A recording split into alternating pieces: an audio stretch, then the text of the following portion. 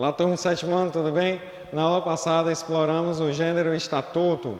É um gênero gostoso de se ler, é um texto normativo.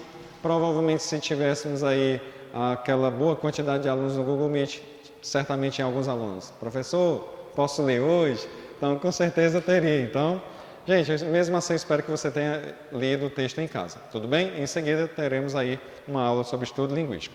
Então vamos à correção, pegue seu material, confira na tela, qualquer coisa, faça uma alteração ou acrescente caso seja necessário, ok? Primeira questão, qual é o âmbito de vigência do Estatuto do Idoso, ou seja, onde ele vale ou vigora como lei? O que indica esse âmbito? Gente, o âmbito de vigência é nacional, ele é válido para todo o território nacional. E é possível inferir isso pelo fato da lei ser emanada por quem, gente? Ela foi assinada por quem? Ela foi assinada pelo presidente da República, tudo bem? Então vamos à próxima, segunda questão, perdão.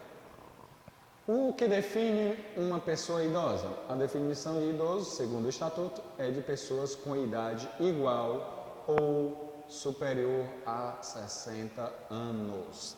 Então, obviamente que isso a gente pode perceber. Imagine aí, algumas pessoas que provavelmente não têm aí 60 anos. Ah, mas eu tenho 60 anos, eu tenho prioridade. Tá bom? Aí algumas pessoas acabam utilizando o Estatuto do Idoso. Dizem, mas eu tenho direito, eu tenho 60 anos. Mas até que a pessoa comprove mesmo que tem 60 anos, ela tem aí alguns privilégios, digamos assim. Mas para determinados casos, gente, a consciência ela deve ser utilizada. Por mais que a pessoa não tenha 60 anos, mas que tenha aí uma idade avançada, é bom que respeitamos, tá certo? Principalmente quando a gente está utilizando os transportes públicos, alguns jovens acabam ocupando os espaços. Não apenas se referindo a isso, mas também estacionamentos. Então é muito importante estar atento aí ao Estatuto do Idoso. Ok, turma? Então, terceira questão, de quem é a responsabilidade de garantir o cumprimento do que estabeleceu o Estatuto do Idoso? Então, a responsabilidade de quem é de garantir o Estatuto o que estabelece o Estatuto é da família, da comunidade, da sociedade e do poder público. Então, todos esses devem garantir, tá certo? Como faço isso? Primeiro, saber que temos aí um Estatuto. Segundo, respeitar, certo? Respeitar. Não apenas o Estatuto, mas qualquer texto normativo. Tudo bem, gente? E o bom senso acima de tudo. Quarta questão, enumere os itens a seguir conforme a hierarquia deles em um texto. Então, todo texto normativo, ele é organizado em artigo, depois parágrafo, depois inciso, alínea, tá bom? Então, como você pode observar no seu material, temos um estatuto. Ele apresenta aí um título. Desse título vai estar organizado em artigo. Então, alguns artigos precisam aí de um acréscimo. Então, esse acréscimo é feito através de parágrafo. Às vezes, esse parágrafo precisa aí de uma extensão. Ele precisa ter uma abrangência maior. Então, cria-se o inciso. Mas aí temos um inciso que precisa também de uma extensão, é onde que entra as alíneas. Então, a sequência correta, que você pode verificar no seu material, e com certeza acertou, porque você olhou no texto de como está organizado, certamente você chegou a essa sequência. Tudo bem? Vamos para a próxima questão. Se os textos normativos já são divididos em artigos, porque algumas leis são divididas em títulos. Gente, os títulos servem para organizar a lei por assuntos, tá bom? Por assuntos. Então, lá no início do seu texto, você tem aí disposições preliminares. seria o primeiro, digamos aí, um dos assuntos desse estatuto, ok? Então, como os artigos devem ser sequenciais, caso o leitor precise consultar um tema específico, é mais fácil se guiar pelos títulos, tudo bem? Eu quero saber do título que trata aí das punições caso o Estatuto do Idoso seja desrespeitado. Aí você vai lá, punições ou, digamos aí, infrações. Aí você vai pelo título e identifica aí pelo artigo o que se diz aí, o artigo em determinado título, tá bom? Sexta questão, qual é o tempo verbal predominante no texto e o modo a que se deve essas escolhas? Gente, predomina o tempo presente. Até mesmo para qualquer ação que esse estatuto venha aí a abranger, ele deve ser colocado como se ele estivesse sendo aplicado naquele exato momento. E o modo indicativo. Por quê? O indicativo, porque é algo que deve ser realizado, é algo que esse modo ele traz a certeza de que algo deve acontecer, tá bom? Então, caracterizando ações e fatos reais. Então, turma, chegamos ao final da correção, como você pode verificar na sua agenda, temos aí um assunto a mais, o estudo linguístico. E esse estudo linguístico vai falar de quê, gente? Vai falar justamente dos elementos da comunicação. Você já parou para pensar quais elementos da comunicação são esses? Então vamos aqui. Você já observou que todos os elementos... você já observou que todos nós temos necessidade de expressar ideias, pensamentos, desejos e atitudes? Pronto, então se precisamos disso, precisamos de alguns elementos. Então vamos lá. A todo instante no nosso dia a dia, em casa, na escola, na rua ou no trabalho, estamos nos comunicando. Ou seja, estamos aí, às vezes nos comunicamos para nós mesmos ou precisamos aí de um interlocutor ou mais interlocutores. Então, vamos lá continuar aqui. A comunicação é uma palavra derivada do termo latino comunicare, que significa partilhar, participar de algo, tornar comum. Tudo bem, gente? Então, pela comunicação, os seres humanos partilham diferentes informações entre si, tornando o ato de comunicar uma atividade essencial. Imagine aí, você consegue passar muito tempo aí sem se comunicar? Professor, eu consigo. Consegue mesmo? Tem certeza? Então vamos lá, vamos fazer um teste se você consegue realmente passar muito tempo sem se comunicar. Tire aí da sua vida qualquer forma de comunicação através de meio eletrônico. Tire aí qualquer tipo de comunicação que você possa vir a ter com seus familiares, com seus colegas. Você consegue passar muito tempo? Professor, não. Então, obviamente, você é uma pessoa que precisa de comunicação. Você não vive sem comunicação. Tudo bem, gente? Então, essa sociedade, ela pratica, envolve pensamentos, desejos, estados de espírito, ações, informações, sobretudo o que se conhece. Então, gente, todo ser humano, ele é uma pessoa comunicável, ele necessita de comunicação, ele precisa de estar partilhando ideias, desejos, tá bom? Então, a comunicação ocorre quando emitimos uma mensagem. E se nós emitimos uma mensagem, então fazemos entender por uma pessoa com a possibilidade de influenciar o seu comportamento e obtermos uma resposta, tá bom? Imagine aí, o colega que prestou mais atenção na aula e o que menos prestou atenção na aula. Então, provavelmente alguém aí vai acabar influenciando, ou seja, professor, não prestei atenção na aula, então eu deixo facilmente me influenciar pelo meu colega que prestou mais atenção. Cuidado, isso é esperteza, então participe, tá bom, gente? Só uma brincadeirinha, vai descontrair, vamos lá.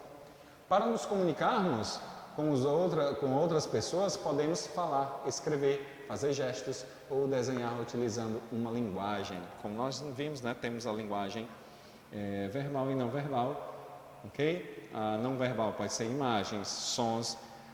Lá no nosso material, livro 1, vimos que tínhamos aí um povo que se comunicava por assobios. existia uma escola para ensinar como se comunicar por assobios. Olha aí a importância dessa comunicação, do tipo de linguagem utilizada. E o que é linguagem mesmo, gente? Linguagem é a representação do pensamento por meio de sinais que permitem a comunicação. Como eu já falei, assobios pode ser através de sinais. Para isso temos aí a língua de sinais, ou seja, a língua de sinais brasileira, estou falando aqui, Libras, é uma das formas, tudo bem? Ah, professor, eu gosto de me comunicar através de mímica. É legal também, é divertido. Então, existem diversas linguagens, entre elas a palavra, gestos, o desenho, a escrita, os sinais de trânsito, esse muito frequente, podemos aí nos deparar com ele constantemente, a música, a dança, o código Morse. Gente, o código Morse é muito legal. Os sinais matemáticos e a pintura, ok? Todos eles são as formas de comunicação. Ah, professor, eu entendo mais quando alguém canta para mim. Perfeito. E só não posso lhe garantir que eu vou passar os elementos da comunicação cantando para você, porque eu sou um péssimo cantor, ok? Então vamos lá. A linguagem verbal é aquela cuja base é a palavra. As linguagens não verbais têm como base o gesto, a imagem, a nota musical. Vimos isso em anos anteriores. Então, quando são usadas a palavra e a imagem, como histórias em quadrinhos, temos a linguagem mistas. Já vimos isso quando estudamos HQs. Eu espero que você recorde aí nesse momento. Tudo bem, turma? Agora, gente, confira a imagem ao lado aqui, certo? Qual seria essa imagem aqui? Vamos observar aqui. Então, nela foi utilizada uma linguagem não verbal. Observe cada gesto para perceber que a mensagem transmitida é a solicitada de silêncio. Olha aqui. Você quer assistir ao filme Viúva Negra? Legal, vamos. Só pelo gesto aqui você já pode perceber que tem alguém se comunicando e alguém transmitindo uma mensagem. Pode ser interpretado pelo gesto. Você poderia ver aí, poderia até acrescentar várias legendas. Ok, turma? Então vamos lá. No próximo, você quer assistir ao filme Viúva Negra? Legal, vamos. Então vamos, observe aqui. Então, alguém que emite, transmite e comunica uma mensagem. Ou seja, quem está emitindo uma mensagem é o que, gente? É o emissor. Tudo bem? Pode ser chamado também de quê? Esse emissor, eu posso chamar de quê? Eu posso chamar também de transmissor ou comunicador. Na imagem, o emissor é o rapaz. Olha aqui o nosso rapaz sendo o emissor. O que faz o convite à moça. E quem recebe a mensagem, como é que eu chamo? Quem recebe a mensagem, eu posso chamar de receptor, recebedor ou destinatário. A moça aqui, eu posso chamar ela de receptor, recebedor e destinatário da mensagem. Tudo bem, gente? Então, na imagem, o receptor é a moça, quando ela escuta o convite do rapaz. Então, vamos lá. O que se comunica, o que se informa, tá certo? O que está sendo comunicado, o que se informa é a mensagem ou informação, ou seja, toda aquela informação que o emissor, ou seja, o rapaz, está enviando ao seu receptor. No caso, ele faz o convite aí para assistir ao filme Viúva Negra. Então, esse seria aí a nossa mensagem, tá bom? Então, lembre-se de que no diálogo entre pessoas há uma troca de papéis. Ou seja, quem é emissor pode virar receptor e quem é recebedor pode virar emissor. Então, há essa troca aí entre eles, tá bom? No momento em que as pessoas se comunicam. No caso, nesse exato momento, você é o quê? Emissor ou receptor? Obviamente que nesse exato momento você é o receptor, ok? Agora, lá no Meet, lá no grupo, quando vocês enviam uma mensagem para mim ou conversa comigo, eu passei de emissor, passei a ser receptor. e vice-versa. Tudo bem, gente? Então, para uma pessoa se comunicar por meio da língua, ela precisa receber a situação, isto é, o contexto. Ela precisa saber quem fala, o que se fala, com quem se fala, quando e onde, como se fala e com quem a intenção se fala. Ok? 5. De manifestação pela qual a mensagem é passada. É o código, no caso, a mensagem ela é passada, é o código. No caso do diálogo, o código é a língua portuguesa. Tá bom, gente? Professor, isso é muito intenso, viu? Há uma troca constantemente. Isso mesmo. Já percebeu aí o drama, né? Drama não, né, gente? É até legal a gente estudar isso aqui.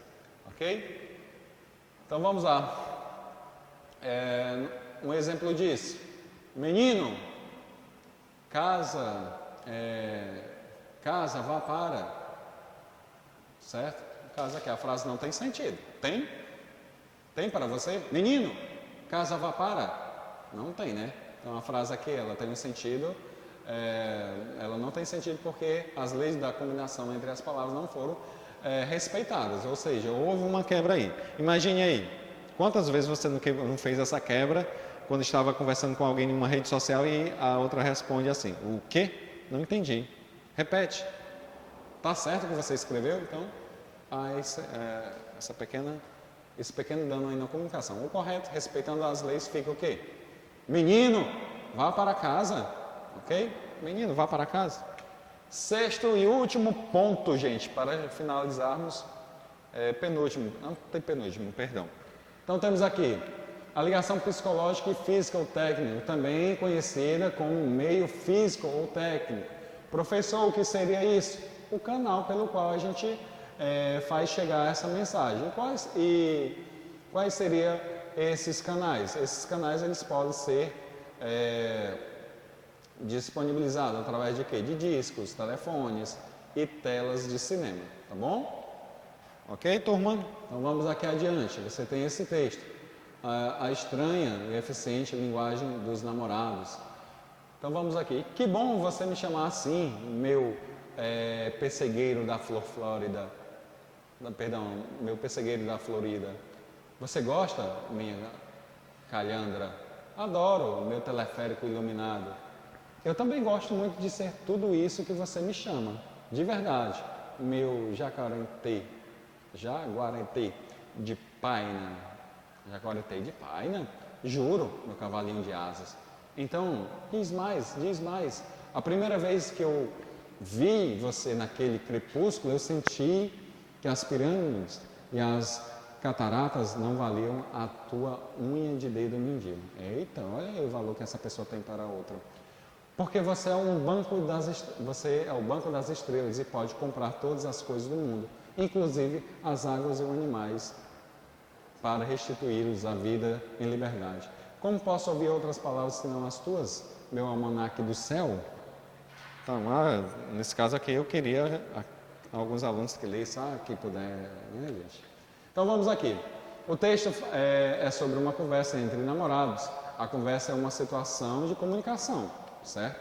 Temos aí o emissor e receptor alternando aqui na transmissão de uma mensagem. Pois eles estão interagindo entre si. Nessa comunicação, temos o emissor, a quem se fala, o receptor, quem ouve a mensagem, o texto e o conteúdo que é transmitido, e o referente. O que seria o referente? O assunto de que se trata a conversa. Ok? O código da língua, no caso a língua portuguesa, o canal é o meio físico, no caso aqui foi utilizado, por meio do qual o emissor faz chegar a mensagem, tudo bem? Pode ser através de um bilhete, um telefone. O contexto, para entender o diálogo, precisamos saber quem fala, namorados, e para quem fala entre namorados, como se fala e com intenção, e qual seria a intenção dessa fala. Tudo bem, gente? Lembrando, olhem aqui, certo? O painel é um exemplo de canal ou ferramenta visual. Nesse painel, como vocês podem observar, em alguns painéis é importante estar atento à estrutura, tá bom? Então você pode observar Pode observar todos esses elementos em propaganda, tudo bem? Em propaganda ou divulgação ou em forma resumida para apresentar trabalhos. Então, é muito importante ter título. Olha aí, você que futuramente vai estar voltando aí a apresentar seus trabalhos. Título, tudo que você for escrever ser legível, claro, bem organizado, sucinto. Não pode ser aquele textão enorme no seu painel. Ter figuras ilustrando seu painel. Esquemas evitando o excesso de palavras. Apresentar palavras em fundo que contraste com letras, permitindo uma leitura, ou seja, bem coloridas, tá bom? Ter dimensões que possam ser visualizadas, medir 1 metro por 1 metro, então você deve aí ter letras que possam ser vistas de longe, tá bom? Trazer assinaturas dos responsáveis pela produção, o painel é uma fonte de informação científica, então você deve estar organizando bem esse seu painel, ok? Então, turma de 7º ano, terminamos aí, vimos a correção do gênero estatuto, vimos aí os elementos da comunicação e, por último, vimos aí um novo gênero, em que esse gênero explora bastante esses elementos da comunicação. Estamos falando do painel, ok? Então, turma, chegamos ao final. Tchau, até a próxima.